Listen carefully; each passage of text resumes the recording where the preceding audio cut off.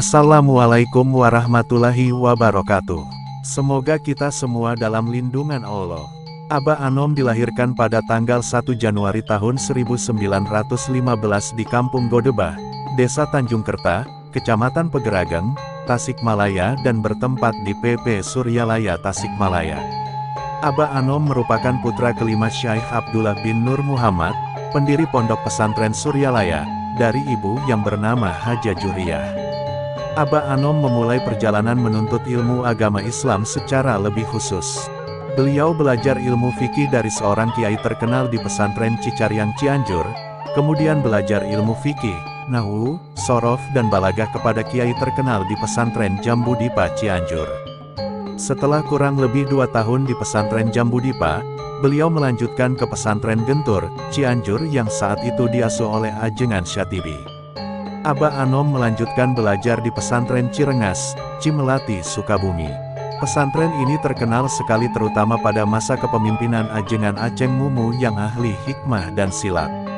Dari pesantren inilah Aba Anom banyak memperoleh pengalaman dalam banyak hal, termasuk bagaimana mengelola dan memimpin sebuah pesantren. Beliau telah menguasai ilmu-ilmu agama Islam. Oleh karena itu, pantas jika beliau telah dicoba dalam usia muda untuk menjadi wakil talqin Abah Sepuh. Kegemarannya bermain silat dan kedalaman rasa keagamaannya diperdalam lagi di pesantren Citengah, Panjalu, yang dipimpin oleh Haji Junaedi yang terkenal sebagai ahli alat, jago silat, dan ahli hikmah. Di Tanah Suci Mekah beliau banyak menimba ilmu seperti fikih, hadits, tauhid, tafsir dan lain sebagainya dari ulama-ulama di Mekah dengan sistem bandungan. Di Mekah beliau juga memperdalam ilmu tasawuf di Ribat Naqsyabandi yang terletak di Jabal Qubaisi yang waktu itu dibimbing oleh Syekh Romli. Syekh Romli merupakan salah seorang wakil talqin dari Abah Sepuh. Sepulang dari Mekah, setelah bermukim kurang lebih 7 bulan 1939, dapat dipastikan Aba Anom telah mempunyai banyak pengetahuan dan pengalaman keagamaan yang mendalam. Pengetahuan beliau meliputi tafsir, hadits, fikih, kalam, dan tasawuf yang merupakan inti ilmu agama. Ketika Abah Sepuh wafat, pada tahun 1956, Aba Anom harus mandiri sepenuhnya dalam memimpin pesantren. Dengan rasa ikhlas dan penuh ketauladan, Aba Anom gigih menyebarkan ajaran Islam. Di samping melestarikan dan menyebarkan ajaran agama Islam melalui metode Tariqah Qadiriyah Naqsabandiyah, Aba Anom juga sangat konsisten terhadap perkembangan dan kebutuhan masyarakat. Karomah Aba Anom menyadarkan tantangan Kiai Sakti pilih tanding. Diterima dari mantan Ketua Yayasan Pondok Pesantren Suryalaya Perwakilan Sumedang Bapak J. Juardi, beliau menerima dari orang yang bersangkutan, Kiai Sakti. Diceritakan Bapak J. Juardi, ada ulama yang dikenal sakti mandraguna tanpa pilih tanding, namanya Kiai Juret. Beliau sudah mengenal akan kemasyhuran dan keulamaannya Aba Anom yang memiliki jutaan pengikutnya dan terus berkembang sampai ke luar negeri. Suatu hari Kiai tersebut memiliki rencana untuk menguji karomah Aba Anom dengan kesaktian yang dimilikinya. Kiai tersebut datang ke Pondok Pesantren Suryalaya dengan satu bis yang membawa 70 santrinya. Semua santri disebar di sekitar pesantren Suryalaya. Setelah Kiai itu masuk ke halaman Aba Anom, tidak disangka Aba Anom sudah berada di depan madrasah dan menyuruh Kiai untuk masuk ke madrasah Aba Anom bersama 70 santrinya yang telah disebar. Kiai tersebut merasa kaget akan kasyaf penglihatan batinnya Mursyid TKN. Aba Anom meminta Kiai tersebut dan para santrinya untuk makan dahulu yang telah beliau sediakan di madrasah. Di dalam madrasah Kiai memuji Aba Anom tentang pesantren beliau yang sangat luas nan indah, tetapi dibumbui kritik secara halus tentang kekurangan pesantrennya, yaitu tidak adanya burung cendrawasih, burung yang terkenal akan bulunya yang indah. Beliau hanya tersenyum dan menimpalinya dengan jawaban yang singkat, tentu saja Kiai. Suatu di luar jangkauan akal setelah jawaban itu burung cendrawasih yang berbulu indah melayang-layang di dalam madrasah yang sesekali hinggap. Kejadian itu membuat terpesonanya akan karomah yang dimiliki beliau. Kiai itu diam 1000 bahasa. Keajaiban lagi, ketika makan dengan para santrinya yang 70 pun nasi yang disediakan dalam bakul kecil itu tidak pernah habis. Hal itu mengingatkan akan kejadian mujizatnya Rasulullah.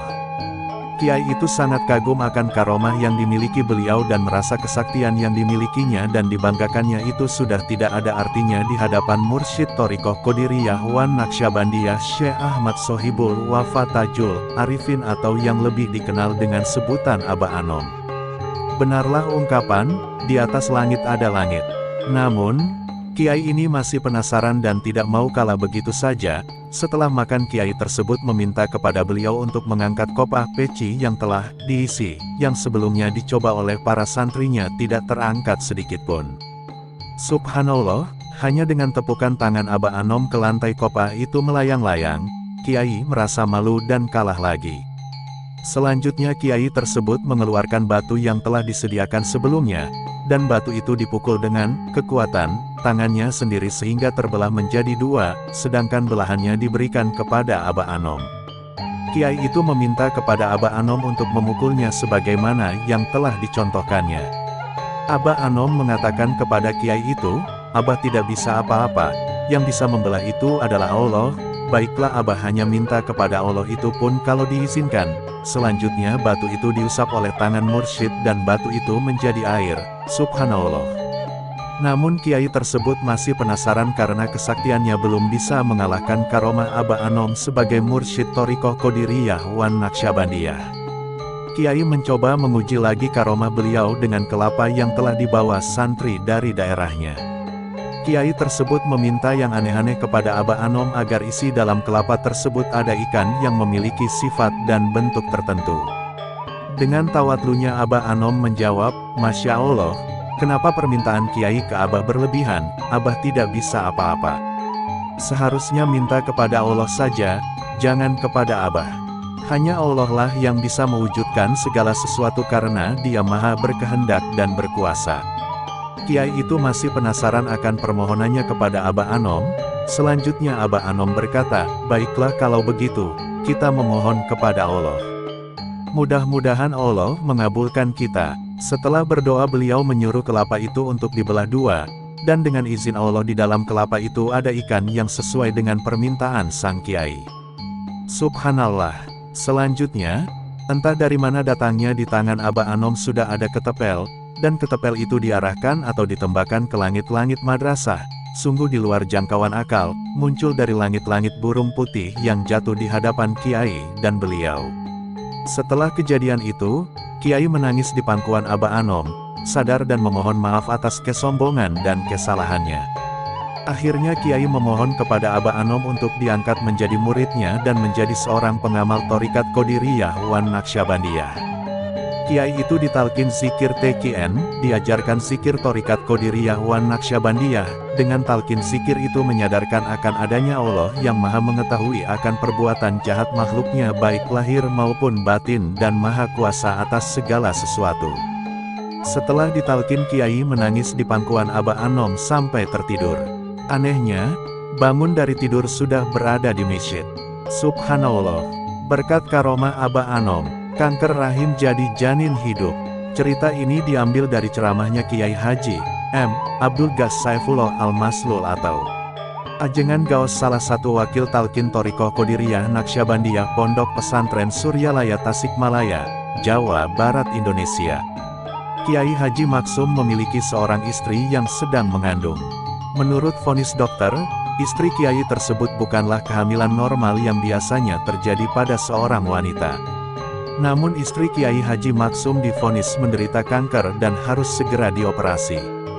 Sang Kiai akhirnya datang ke Suryalaya ingin bertemu pangersa Aba Anom untuk meminta doa beliau agar istrinya diberi kelancaran saat operasinya nanti. Ketika Kiai Maksum mengutarakan maksudnya tersebut, Abah hanya berkata, "Hek, sing jadi jelema." Dalam bahasa Indonesia, "Iya, jadi manusia." Maksudnya adalah semoga kandungan istri Kiai Maksum menjadi manusia dengan izin Allah. Dan ternyata, baru saja istri Kiai Maksum satu langkah keluar dari rumah pangersa Abah, dia merasakan gerakan-gerakan dalam rahimnya itu. Subhanallah. Kontan saja istri Kiai Maksum kaget, dan langsung memeriksakan dirinya ke dokter. Lalu apa kata dokter? Subhanallah. Dokter pun sama terkejutnya dengan pasangan suami istri Kiai Maksum tersebut. Allahu Akbar, kun fayakun, Dengan izinnya melalui doa kekasihnya, daging jadi yang asalnya akan diangkat tersebut, ternyata berubah menjadi sesosok manusia kecil yang menggemaskan berjenis kelamin laki-laki. Ya, ternyata setelah dioperasi daging jadi itu berubah menjadi seorang bayi, yang diberi nama Sufi Firdaus. Idos panggilan anak ini, hingga saat ini masih hidup dan mengabdikan dirinya untuk menjadi murid Syekh Ahmad Sohibul Wafa Tajul Arifin Kis. Abah Anom, wanita memanggil-manggil Abah Anom. Selamat dari tindak perkosaan, Abdul telah tiada. Bunga di atas kuburan Abdul yang terletak di area kuburan Blok Nyongklang Selajam Bekap. Kuningan tampak masih segar sekalipun sudah 3 hari terpanggang panas terik matahari. Begitu pula gundukan tanah merah tampak terlihat masih basah padahal kuburan sekelilingnya sudah kering bahkan terlihat retak-retak akibat kemarau berkepanjangan. Sepintas, tak ada yang istimewa pada kuburan tersebut. Sama saja seperti kuburan yang lainnya. Namun sesuatu yang beda akan terasa di sana. Wangi bunga akan tercium manakala orang melewati kuburan tersebut. Emangnya, siapa sih yang tertidur di dalam sana? Inilah kisahnya. Adalah Abdul, seorang laki-laki yang 3/4 usianya dihabiskan dalam lembah kemaksiatan.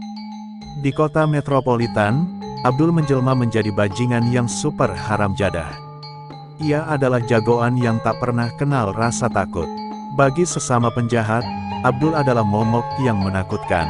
Bagi polisi lelaki yang sekujur tubuhnya dipenuhi tato wanita telanjang itu merupakan sosok penjahat yang super licin yang sulit ditangkap karena kepandaiannya menggunakan jambi-jambi sehingga mampu berkelit dari kejaran aparat. Kapanpun dan dimanapun, perbuatan maksiat tak pernah ia lewatkan. Hingga suatu malam di bulan November tahun 2005, niat jahatnya muncul kembali ketika melihat seorang penumpang wanita sendirian di mobil omprengan daerah Plumpang, Jakarta Utara. Bersama 2 orang temannya, ditodongkannya pisau ke arah sopir dan kernet yang tidak berdaya menghadapi ancaman tersebut. Keduanya lalu diikat lalu Abdul CS, membawa kendaraan tersebut ke salah satu tempat di Bogor yang sudah mereka persiapkan sebelumnya. Sesampainya di tempat, Abdul CS bermaksud untuk memperkosa wanita cantik tersebut. Dengan cara paksaan, wanita itu sebut saja Sinta diminta untuk melayani nafsu binatangnya. Namun Sinta berupaya sekuat tenaga untuk melepaskan diri dari bahaya sambil berteriak, "Abah, Abah, Abah, tolong saya." Subhanallah, atas kehendaknya, di saat Abdul akan melampiaskan nafsu kebinatangannya, tiba-tiba saja, burung miliknya mendadak terkulai lemas dan ia merasakan kesakitan yang luar biasa. Begitu juga kedua temannya yang akan memperkosa Sinta mengalami hal serupa. Dalam keadaan seperti itu, Sinta langsung melarikan diri. Setelah kejadian tersebut, Abdul CS mengalami nasib naas. Kemaluannya membengkak dan 3 bulan kemudian, 2 orang temannya mati mengenaskan akibat burungnya membesar. Untunglah, Abdul cepat sadar. Ia tahu bahwa peristiwa tersebut merupakan hukuman dari Allah atas dosa-dosa mereka yang telah diperbuat. Lalu, ia menemui salah seorang temannya yang sudah terlebih dahulu insyaf dan bertaubat. Setelah diutarakan maksud dan kedatangannya, teman Abdul tersebut membawanya ke salah satu majelis zikir dan kemudian bertaubat. Melalui kiai yang menuntunnya, ia pun tahu bahwa taubat tidak berarti harus menghilangkan seluruh tato yang ada di tubuhnya. Dengan semangat yang kuat dan tekad yang membaja, Abdul pun mendapatkan talqin zikir dan mengamalkan semua amaliyahnya seperti khotaman meskipun dia hafalkan dari latinnya. Teman-teman seprofesi dulu di Jakarta banyak yang ia temui sehingga dia memutuskan untuk hijrah dari Jakarta ke kampung halamannya, takut jika niat jahatnya kembali muncul. Di kampung halamannya, masyarakat tidak begitu saja bisa langsung menerimanya, malah menaruh rasa curiga bahkan tak jarang kata-kata pedas sering dilontarkan kepadanya. Berbekal tandih dan zikrullah, ia tetap tersenyum dan berbaik budi. Sehingga akhirnya masyarakat pun dapat menerima, bahwa Abdul telah kembali ke jalan yang lurus. Untuk memenuhi kebutuhan hidupnya, dia menjadi buruh tani dan pekerjaan serabutan lainnya hanya untuk sesuap nasi sehingga tetap bisa melaksanakan amaliyah zikrullah seperti yang pernah didapatkannya di Jakarta. Hingga akhirnya, Pada hari Jumat di tahun 2006 selepas subuh, ia dipanggil kembali oleh Allah dalam posisi tawajuh. Aba Anom adalah Sulthanul Aulia di zaman ini. Sebagaimana fatwa Sayyid Muhammad bin Alwi Al-Maliki Al-Hasani A.S. Syazili. Kiai Haji Dodi Firmansyah ditanya oleh almarhum Sayyid Muhammad Al-Maliki Al-Hasani pada saat 40 hari menjelang wafatnya.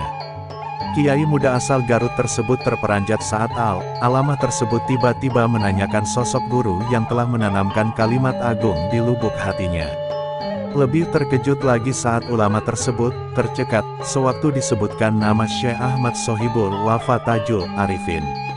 Secara spontan Al-Imam Al-Alim Al-Alamah Al-Arif Billah Muhadits Al-Musnid Al-Mufassir Qut Al-Haramain Syekh Muhammad Al-Maliki Al-Hasni Al-Husaini Asy-Syazili Mekah menyebutkan bahwa Syekh Ahmad Sohibul Wafa Tajul Arifin adalah Sultanul Aulia fi Haza Zaman, rajanya para wali zaman sekarang. Bahkan beliau pun menyebutkan Qoddasallallahu bukan Radhiyallahu anhu seperti yang kebanyakan disebutkan oleh para ikhwan. Walaupun secara dohir Syekh Muhammad Alawi Al-Maliki belum bertemu dengan pangersa Abah, namun keduanya telah mengenal di alam ruhani yang tak dibatasi ruang dan waktu. Sayyid Prof. Dr.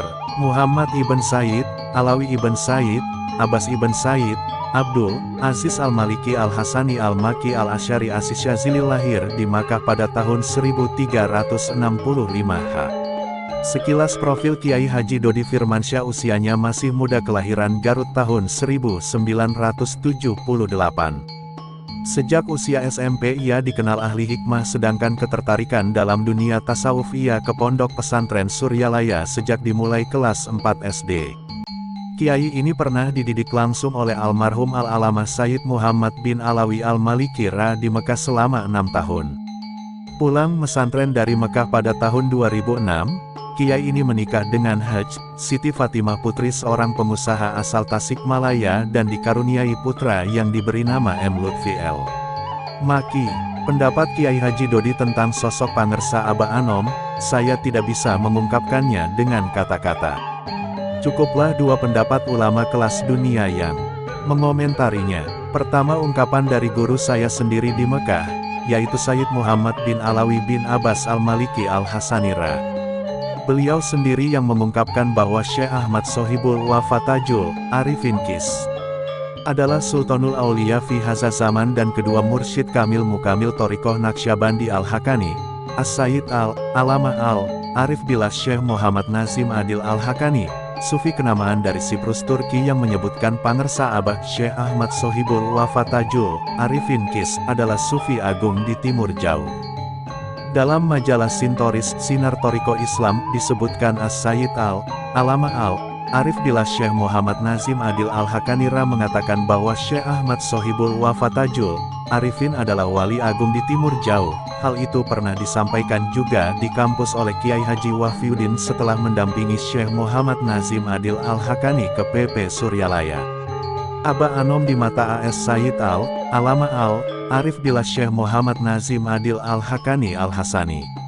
As-Sayyid Al-Alamah Al-Arif Billah Syekh Muhammad Nazim Adil Al-Hakani Al-Hasani dari Siprus Turki telah menegaskan, banyak para alim ulama dan para cendekiawan muslim memberikan pengetahuan agama kepada umat. Pengetahuan itu bagaikan lilin-lilin. Apalah artinya lilin-lilin yang banyak meskipun lilin-lilin itu sebesar pohon kelapa kalau lilin-lilin itu tidak bercahaya? Dan cahaya itu salah satunya berada dalam kalbunya beliau, Syekh Ahmad Sohibul Wafa Tajul Arifin. Saya tidak tahu apakah nur ilahi yang dibawanya akan putus sampai pada beliau saja, atau masih akan berlanjut pada orang lain. Tapi saya yakin dan berharap, sesudah beliau nanti masih akan ada orang lain yang menjadi pembawa nur ilahi itu. Siapakah orangnya? Saya tidak tahu. Maka Anda sekalian para hadirin, ambillah nur ilahi itu dari beliau saat ini. Mumpung beliau masih ada, mumpung beliau masih hadir di tengah kita, sulutkan nur ilahi dari kolbu beliau kepada kolbu Anda masing-masing. Sekali lagi, dapatkanlah nur ilahi dari orang-orang seperti Syekh Ahmad Sohibul Wafa Tajul Arifin. Dari kolbu beliau terpancar pesan-pesan kepada kolbu saya. Saya berbicara dan menyampaikan semua pesan ini bukan dari isi kolbu saya sendiri. Saya mengambilnya dari kolbu beliau. Di hadapan beliau saya terlalu malu untuk tidak mengambil apa yang ada pada kolbu beliau. Saya malu untuk berbicara hanya dengan apa yang ada pada kolbu saya sendiri. As-Sayyid Al-Allamah Al-Arif Billah Syekh Muhammad Nazim Adil Al-Hakani Al-Hasani dari Siprus Turki telah menegaskan, banyak para alim ulama dan para cendekiawan muslim memberikan pengetahuan agama kepada umat. Pengetahuan itu bagaikan lilin-lilin. Apalah artinya lilin-lilin yang banyak meskipun lilin-lilin itu sebesar pohon kelapa kalau lilin-lilin itu tidak bercahaya? Dan cahaya itu salah satunya berada dalam kalbunya beliau, Syekh Ahmad Sohibul Wafa Tajul Arifin. Saya tidak tahu apakah nur ilahi yang dibawanya akan putus sampai pada beliau saja, atau masih akan berlanjut pada orang lain. Tapi saya yakin dan berharap, sesudah beliau nanti masih akan ada orang lain yang menjadi pembawa nur ilahi itu. Siapakah orangnya? Saya tidak tahu. Maka Anda sekalian para hadirin, ambillah nur ilahi itu dari beliau saat ini. Mumpung beliau masih ada, mumpung beliau masih hadir di tengah kita, sulutkan nur ilahi dari kolbu beliau kepada kolbu Anda masing-masing. Sekali lagi, dapatkanlah nur ilahi dari orang-orang seperti Syekh Ahmad Sohibul Wafa Tajul Arifin. Dari kolbu beliau terpancar pesan-pesan kepada kolbu saya. Saya berbicara dan menyampaikan semua pesan ini bukan dari isi kolbu saya sendiri. Saya mengambilnya dari kolbu beliau. Di hadapan beliau saya terlalu malu untuk tidak mengambil apa yang ada pada kolbu beliau. Saya malu untuk berbicara hanya dengan apa yang ada pada kolbu saya sendiri. Prof. Dr. Buya Hamka Ketua Umum MUHAMMADIYYAH di Bayat Tarekat QODIRIYAHWANNAKSYABANDIYYAH dan menjadi murid Aba Anom. Siapa sangka mantan pimpinan Muhammadiyah Buya Hamka ternyata mengikuti Thorikoh Qadiriyah Naksabandiyah. Ketua MUI pertama ini berbayat kepada Aba Anom, mursyid tarekat dari pesantren Suryalaya Tasikmalaya. Hal ini diungkapkan Dr. Sri Mulyati, pengajar tasawuf UIN Syarif Hidayatullah Jakarta, baru-baru ini. Ini penelitian pribadi saya ketika menyelesaikan disertasi. Ada fotonya ketika berbayat dengan Aba Anom. Cuma ada sebagian orang Muhammadiyah yang tak percaya, katanya. Mantan Ketua Umum Fatayat NU ini menuturkan, Buya Hamka sendiri pernah berujar di pesantren Suryalaya Tasikmalaya bahwa dirinya bukanlah Hamka, tetapi hampa. Saya tahu sejarahnya, saya tahu tokoh-tokohnya, tetapi saya tidak termasuk di dalamnya, karena itu saya mau masuk. Akhirnya beliau masuk, karena mungkin haus spiritual, tandasnya. Buya Hamka berkata, di antara makhluk dan kholik itu ada perjalanan yang harus kita tempuh, inilah yang kita katakan Thorikoh. Hamka memang dikenal memahami dunia Thorikoh. Salah satu karyanya adalah Tasawuf Modern, yang mengupas dunia tasawuf dan penerapannya pada era modern ini. Prof. Dr. Harun Nasution tokoh yang dikenal paling rasional di Bayat Tarekat QODIRIYAHWANNAKSYABANDIYYAH dan menjadi murid Aba Anom. Tokoh lain yang dikenal publik sangat rasional tetapi juga mengikuti tarekat adalah Harun Nasution. Menurut Sri Mulyati yang lulus dokter dari McGill University ini, persentuhan Harun dengan dunia tarekat dimulai ketika mengantar proses penyembuhan anaknya ke Suralaya. Ia melihat, hanya dengan sholat tahajud saja, seseorang bisa sembuh. Akhirnya, sampai akhir hayatnya, beliau sangat sufi, ikut Aba Anom. Padahal beliau seorang profesor yang sangat rasional, terangnya. Ibnu Taimiyah, yang oleh sebagian orang dipercaya anti Thorikoh, ternyata juga menjelang akhir hayatnya secara pribadi mengikuti tarekat. Dalam buku Syekh Hisham Kabani, dia belajar dan mempraktekkan tarekat, memang tidak mengajarkan. Seperti Imam Ghazali, belajar dan mempraktekkan, meskipun bukan mursyid, setelah dia tidak puas di ilmu kalam, akhirnya belajar tasawuf dan mengamalkan sehingga menghasilkan rekonsiliasi, ujarnya. Aba Anom dan jagoan dari Surabaya, Kiai Haji M. Ali Hanafiah Akbar, itulah nama seorang kiai yang berasal dari Surabaya. Tidak terbayangkan kiai pemimpin pesantren tersebut adalah mantan jagoan jalanan. Ini berdasarkan cerita beliau Kiai Haji Ali Hanafia Akbar yang saat itu diwawancarai oleh wartawan majalah Nuqtoh. Beliau menceritakan bahwa dirinya sejak kecil tidak kepikiran punya cita-cita jadi kiai apalagi memimpin pesantren, tetapi cita-citanya sejak kecil adalah ingin menjadi seorang jagoan. Keinginannya yang sangat kuat inilah membuat ia sangat gigih di dalam mendalami ilmu kanuragan atau bela diri, bahkan setiap ada orang yang terkenal jago silat pasti ia datangi. Berbekal ilmunya tersebut Ali berusaha menjadi jagoan jalanan di Surabaya dan akhirnya ia pun hijrah ke Jakarta. Dan di Jakarta ia menjadi tukang pukul salah satu perusahaan, bahkan karena kemampuannya berkelahi yang tidak terkalahkan ia pernah dikontrak oleh Edi Tansil untuk mengamankan proyek besar. Ternyata hidayah merubah jalan hidup jagoan ini. Ia bertemu dengan salah seorang ikhwan TKN dan entah apa yang terjadi di dalam hatinya terbesit ingin bertemu dengan Aba Anom Mursyid Thariqah Qadiriyah wa Naqsyabandiyah. Ia pun pergi dari Jakarta bermaksud menemui Aba Anom, dan maksudnya pun terlaksana dan ia mendapat talqin zikir oleh Aba Anom. Setelah itu Aba Anom menyuruhnya pulang. Rupanya hatinya berkecamuk dan ia pun mengeluh, jauh-jauh datang dari Jakarta cuma diajarin zikir.